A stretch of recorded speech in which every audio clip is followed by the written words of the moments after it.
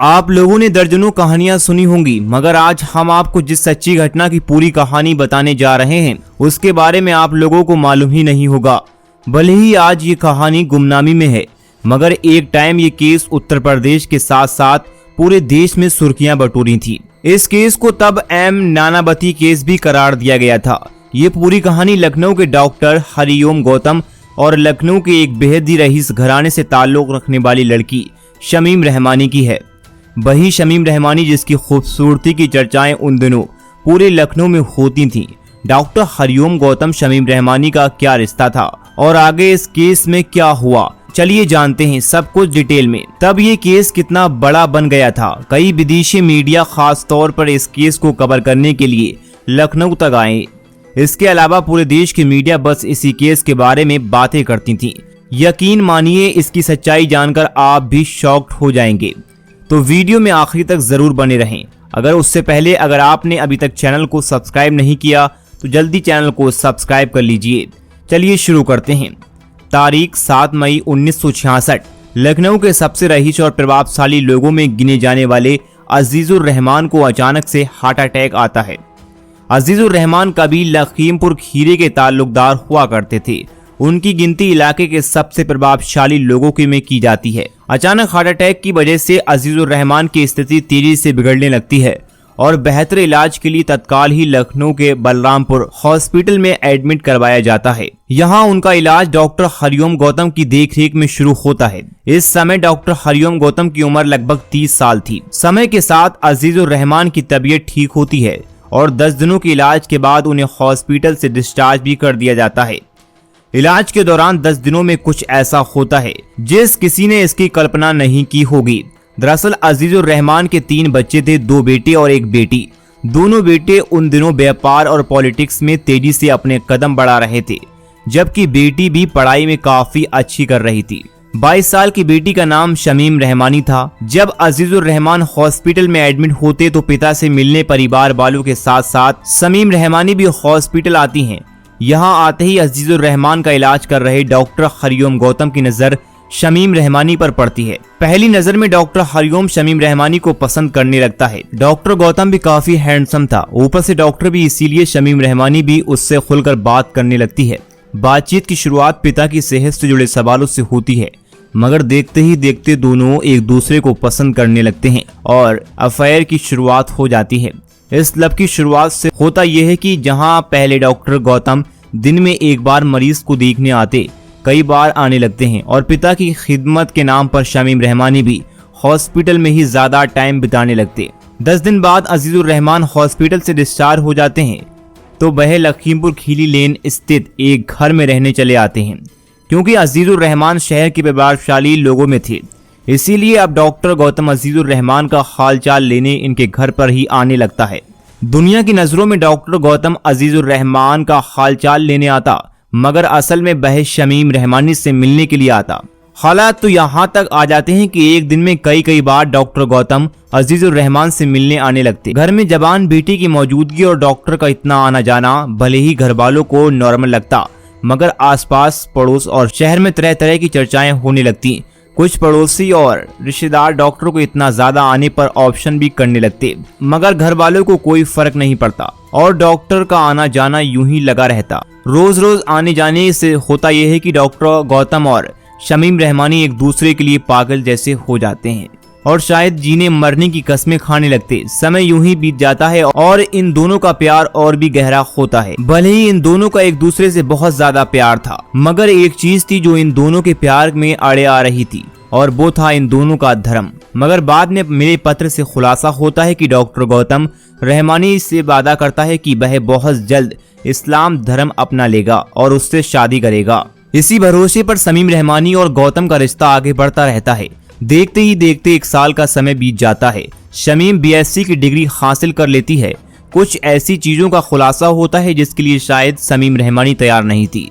दरअसल एक दिन पता चलता है कि डॉक्टर गौतम पहले से ही शादीशुदा है। इतना ही नहीं, डॉक्टर के 3 बच्चे भी हैं। इस बात के खुलासे के बाद शमीम रहमानी और डॉक्टर गौतम का काफी झगड़ा होता है। रहमानी के प्यार में पागल डॉक्टर रहमानी को भरोसा दिलाता है कि वह अपनी पत्नी को छोड़ देगा और धर्म बदलने के बाद उसी से शादी कर लेगा। इसके बाद दोनों के रिश्ते फिर से रास्ते पर आ जाते हैं। सब कुछ लंबे टाइम तक सामान्य नहीं रह पाता, क्योंकि अब डॉक्टर गौतम का एक अलग रूप से खुलासा होता है। दरअसल डॉक्टर गौतम शहर का मशहूर डॉक्टर होने के साथ साथ एक दिल फेक से किस्म का इंसान भी था। वह अलग अलग लड़कियों से इश्क लड़ाता, आए दिन नई लड़कियों के साथ सिनेमा घरों में घूमना, रेस्टोरेंट और होटल में जाना इसके लिए आम बात थी। इस बात की जानकारी शमीम रहमानी को भी हो जाती है और इस बात पर भी दोनों की लड़ाई होती है और लगता है रिश्ता यहीं खत्म हो जाएगा। मगर गौतम आदतों को छोड़ने का भरोसा दिलाता है। ये सब कुछ चल ही रहा था कि अचानक से बलरामपुर हॉस्पिटल से डॉक्टर गौतम के ट्रांसफर का ऑर्डर आ जाता है। ट्रांसफर का मतलब था कि दोनों का मिलना जुलना बंद हो सकता है। इसीलिए डॉक्टर गौतम अब अपनी पूरी पहुंच पैरवी का इस्तेमाल करता है और इस ट्रांसफर को भी रुकवा लेता है और बलरामपुर हॉस्पिटल में ही काम करता है। कुछ दावों के मुताबिक गौतम का ये ट्रांसफर रुकवाने में शमीम रहमानी ने ही अपने पिता और भाई के रसूख का इस्तेमाल किया था। इस तरह लगभग 2 साल बीत जाते हैं और शमीम रहमानी तथा डॉक्टर गौतम का लव अफेयर यूं ही चलता रहता है। टाइम जरूर बदल रहा था, मगर डॉक्टर गौतम का स्वभाव नहीं बदला। उसका दूसरी लड़कियों से मिलना जुलना जारी रहता है। इस बात की खबर लोगों से शमीम रहमानी तक समय समय पर पहुंचती रहती। शमीम रहमानी डॉक्टर गौतम की हरकत बर्दाश्त नहीं कर पाती और एक दिन 1968 के जनवरी महीने में लखनऊ के हजरतगंज स्थित क्वालिटी रेस्टोरेंट में शमीम रहमानी डॉक्टर गौतम को दर्जनों थप्पड़ छोड़ देती है। यहाँ लगने लगता है कि दोनों का रिश्ता अब खत्म हो जाएगा, मगर चीजें फिर से समझते हैं तथा दोनों का मिलना जुलना और उठना बैठना जारी रहता है। गौतम रहमानी को अपने स्कूटर से भी घुमाने लगता। कुछ महीनों तक दोनों का रिश्ता फिर से ठीक चलता है, मगर 1968 की जुलाई महीने में कुछ ऐसा होता है, इन दोनों के रिश्ते में फिर से तूफान खड़ा हो जाता है। दरअसल शमीम रहमानी के भाई आमिर अहमद का नौकर गणेश शमीम रहमानी को खबर देता है कि उसने शहर में देखा है कि डॉक्टर गौतम किसी लड़की को अपने स्कूटर पर घुमा रहा था। कुछ ही टाइम पहले डॉक्टर गौतम ने रहमानी को भरोसा दिलाया था कि अब वह किसी और लड़की से नहीं मिलेगा। शमीम रहमानी सुनती है कि डॉक्टर गौतम फिर से किसी को घुमा रहा था। उसका गुस्सा सातवें आसमान पर चला जाता है। वह अगले दिन यानी 10 जुलाई 1968 को डॉक्टर गौतम को मिलने के लिए बुलाती है और दोनों में इसी बात को लेकर बहुत ज्यादा झगड़ा होता है। झगड़े के बाद डॉक्टर गौतम अपने घर चला जाता है। अगले दिन यानी 11 जुलाई को शाम लगभग 3 बजे फिर से शमीम रहमानी के घर आता है। यहाँ इन दोनों में कुछ ऐसी बातें होती हैं कि अब लगने लगता है कि शमीम रहमानी और गौतम का ये रिश्ता यहीं खत्म हो जाएगा। शमीम रहमानी इस रिश्ते को खत्म करने के लिए मान भी जाती हैं। डॉक्टर गौतम आखिरी बार रहमानी के घर से निकलने लगता है। शमीम रहमानी पीछे से उसे आवाज देती है और कहती है कि कल मुझे कॉलेज का एडमिशन फॉर्म भरना है, मेरी मदद करने के लिए तुम कल आखिरी बार आ जाना, उसके बाद तुम चाहो तो कभी मत आना। शमीम रहमानी की बात सुनकर गौतम आने के लिए हामी भर देता है। इसके बाद वहां से निकलकर अपने हॉस्पिटल जाता है। यहाँ जरूरी काम खत्म करने के बाद अपने आला अधिकारियों को डॉक्टर गौतम बताता है कि उसे जरूरी काम से सिविल हॉस्पिटल जाना है। दरअसल पहली बार तो डॉक्टर गौतम ने अपना ट्रांसफर किसी तरह रुकवा लिया था, मगर रहमानी के साथ उसका रिश्ता बिगड़ने लगता तो वह जानबूझकर अपना ट्रांसफर बलरामपुर हॉस्पिटल से सिविल हॉस्पिटल में करवा लेता है और वह इसी ट्रांसफर से जुड़ी कागजी कार्रवाई करने के लिए सिविल हॉस्पिटल जाने की बात कहकर बलरामपुर हॉस्पिटल से निकल जाता है कि वह सिविल हॉस्पिटल जाने की बजाय रात के लगभग 10 बजे शमीम रहमानी के घर पहुंचता है और दरवाजे पर दस्तक देता है। दरवाजे पर दस्तक की आवाज सुनते ही रहमानी घर से बाहर निकलती है और हवेली का पश्चिमी दरवाजा खोलती है जो ड्राइंग रूम से लगा हुआ था। ड्राइंग रूम से पूर्वी की ओर शमीम रहमानी का कमरा था, जबकि ड्राइंग रूम से पश्चिमी की तरफ एक और कमरा था जिसमें शमीम रहमानी के परिवार के दूसरे सदस्य रहते थे। शमीम रहमानी द्वारा दरवाजा खोलते ही डॉक्टर गौतम ड्राइंग रूम में दाखिल होता है और यहीं पर शमीम रहमानी डॉक्टर गौतम की लगभग 20 मिनट तक बातचीत होती है। ये बातचीत बहुत सामान्य नहीं थी, क्योंकि बीच बीच में दोनों एक दूसरे पर चिल्ला रहे थे और चीखने चिल्लाने की आवाज बाहर सोए घर के नौकर तक भी जा रही थी। इसी बहसबाजी के बीच 11 बजे के आसपास घर के बाहर बरामदे पर सोए पड़ोसी कालिका प्रसाद को अचानक से 2 गोली चलने की आवाज आती है। इसके अलावा इनका राम कृष्ण त्रिपाठी नाम का एक नौकर भी था जो गोली की आवाज सुनते ही भागते हुए ड्राइंग रूम में आता है ड्राइंग रूम में आते ही देखता है कि डॉक्टर गौतम खून से लथपथ नीचे पड़े हुए हैं। उसके शरीर का आधा हिस्सा कमरे में है जबकि आधा हिस्सा ड्राइंग रूम में है। रामकृष्ण त्रिपाठी ये भी देखते हैं कि शमीम रहमानी अपने दाहिने हाथ में बंदूक लेकर भागते हुए दूसरे कमरे में जा रही हैं। किसी को कुछ भी समझ नहीं आ रहा था कि क्या किया जाए। इसी के बाद घर का एक सदस्य शमीम रहमानी के भाई आमिर अहमद के घर पर साइकिल से भागते हुए जाता है और डॉक्टर गौतम के मरने की जानकारी उसे देता है। इसके बाद वह पास के कैसरबाग कोतवाली में जाता है और रात के लगभग 3 बजे इस घटना की जानकारी पुलिस को देता है। मामले की जानकारी होते ही पुलिस भी मौके पर आती है क्योंकि ये एक बेहद गंभीर मामला था। इसीलिए पुलिस वाले बहुत ही सावधानी के साथ सबूत इकट्ठा करते हैं। इसके अलावा गवाहों के बयान भी दर्ज किए जाते हैं। शमीम रहमानी से पूछताछ की जाती है तब एक बेहद ही चौंकाने वाला खुलासा होता है। शमीम रहमानी पुलिस पूछताछ में बताती है कि मैंने डॉक्टर गौतम को नहीं मारा बल्कि हम दोनों एक दूसरे से प्यार करते थे और हम दोनों बहुत जल्द शादी करने वाले थे। एक तरफ एक गवाह का बयान था कि गोली चलाते तो किसी को नहीं देखा मगर गोली चलने के बाद उसने बंदूक शमीम रहमानी के हाथ में देखी। दूसरी तरफ शमीम रहमानी कहती है कि गोली उसने नहीं चलाई। तो अब सवाल था कि आखिर गोली किसने चलाई। अब यहाँ पर इस केस में एंट्री होती है शमीम रहमानी के भाई इकबाल खान। शमीम रहमानी से बहुत ज्यादा प्यार करता था और वह शादी भी करना चाहता था मगर शमीम रहमानी डॉक्टर गौतम से शादी करने चाहती थी। इसी खुलासे के बाद कहा जाता है कि जब रात के अंधेरे में शमीम रहमानी और गौतम को इकबाल ने एक साथ देखा तो उसने अपना आपा खो दिया और गुस्से में आकर उसी ने डॉक्टर गौतम पर गोली चला दी जिससे उसकी मौके पर ही मौत हो गई। शमीम रहमानी के परिवार वाले भी इकबाल को ही मुलजिम बता रहे थे। मतलब पुलिस के पास अब डॉक्टर गौतम की हत्या के 2 प्राइम सस्पेक्ट समस्या थी कि पुलिस के पास किसी के खिलाफ कोई पुख्ता फिजिकल एडवांस नहीं था। पुलिस को जो बंदूक मिली थी और दावा किया जा रहा था कि उसी बंदूक से गोली चलाई गई। जांच में सामने आता है कि काफी समय से उस बंदूक से कोई गोली नहीं चलाई गई। ऊपर से बंदूक के ट्रिगर पर शमीम रहमानी का फिंगरप्रिंट नहीं था और न ही इकबाल का।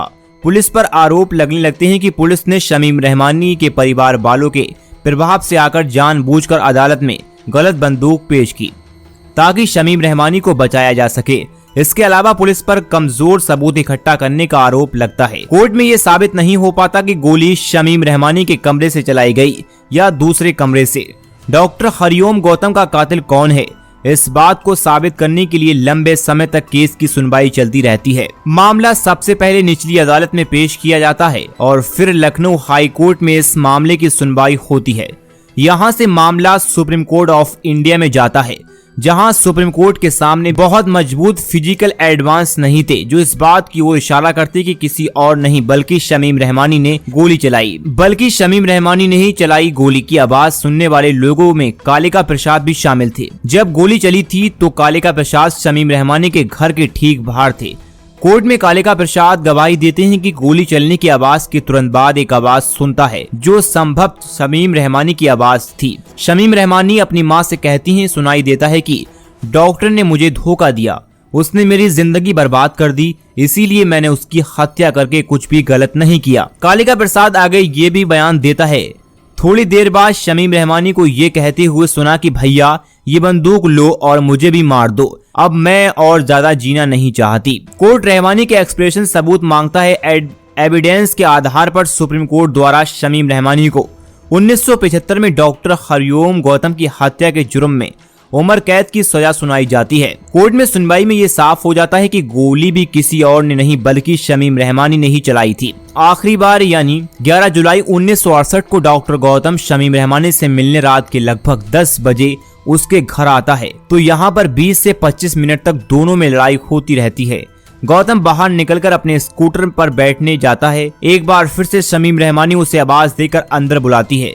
जैसे ही डॉक्टर गौतम अंदर आता है शमीम रहमानी एक गोली उसकी तरफ चलाती है मगर किसी तरह गौतम खुद को गोली से बचाने में कामयाब होता है। वहीं दोबारा जैसे ही खड़ा होता है तो शमीम रहमानी दूसरी गोली चला देती हैं।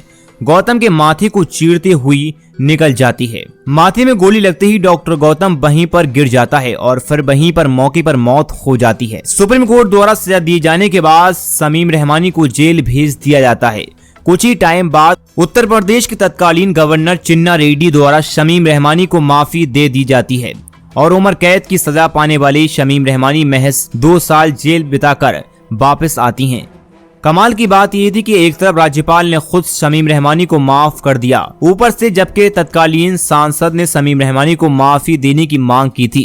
कथित तौर पर जेल से बाहर आने के बाद शमीम रहमानी के पास बॉलीवुड में काम करने की कई ऑफर आती हैं, मगर शमीम रहमानी ने ऑफर को ठुकरा दिया और जेल से छूटने के कुछ ही टाइम बाद हमेशा के लिए लखनऊ को छोड़कर दिल्ली चली गईं और एक गुमनाम जिंदगी जीने लगीं। इस केस की सुनवाई के दौरान भी माहौल लगभग वैसा ही बन गया था जैसे कि एम नानावती केस की सुनवाई के दौरान देखने को मिला था। केस की सुनवाई के दौरान अक्सर काफी भीड़ लग जाती, अखबारों में भी बड़े पैमाने पर इस केस को कवर किया जाता। इसके अलावा विदेशी मीडिया ने भी इस केस में खूब इंटरेस्ट लिया था। लंबे अरसे तक शमीम रहमानी और डॉक्टर गौतम के प्यार के किस्से लखनऊ में चर्चा में रहे थे, मगर समय के साथ इसकी चर्चाएं खत्म हो गईं। दोस्तों, आपने कभी इस केस के बारे में पहले सुना था या नहीं, हमें कमेंट कर जरूर बताएं। अगर आप ये वीडियो आपको पसंद आई तो वीडियो को लाइक करें। अभी तक आपने चैनल को सब्सक्राइब नहीं किया तो चैनल को सब्सक्राइब करें। मिलते हैं एक और नए वीडियो के साथ, जब तक के लिए जय हिंद।